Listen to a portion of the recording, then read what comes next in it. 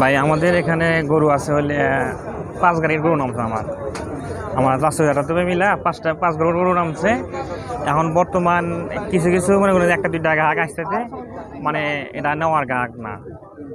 এখন বর্তমান আমাদের এখানে গরু কেনা হবে বৃহস্পতিবারের থেকে শুক্রবার শনিবারের মধ্যে 3 দিনের মধ্যে আমাদের এখানে কেনা শুরু হবে।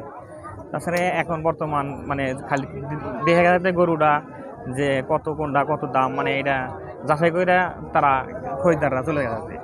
কতটা গরু আনছিলেন আপনি? 5 গাড়িতে মনে করেন জ্বালা গলি 100 পিস গরু আছে আমাদের। 4,000 মিলা 100 পিস গরু আছে। এই মাঠে হাটে 100 পিস গরু আনছেন? হ্যাঁ, এই মাঠে 100 হয়েছে এখন পর্যন্ত?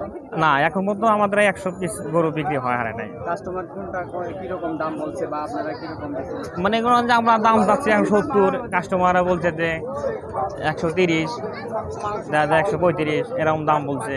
কিন্তু আমাদের নির্দিষ্ট সময় না যাওয়া পর্যন্ত আমরা গরু ছাড়বো না। আচ্ছা, আসলে কিনা বেচা না হওয়ার কারণটা কি? কিনা বেচা কারণ না হওয়ার কারণ মনে করেন যে এখন তো মনে করেন যে কাস্টমার পুরোপুরি আসার কারণ আসে নাই।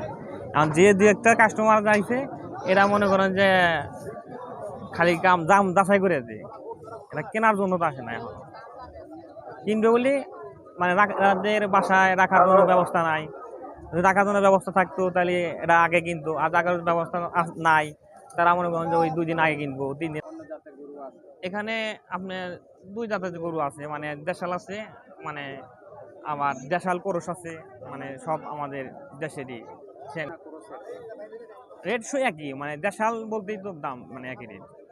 এখন মনে করেন যে হেনা আছে, মনে করেন যে এটা আছে, এটা দাম বেচতে যে আমরা 125 দাম হয়ে দিই, এটা দেখা যায় 100 করছে।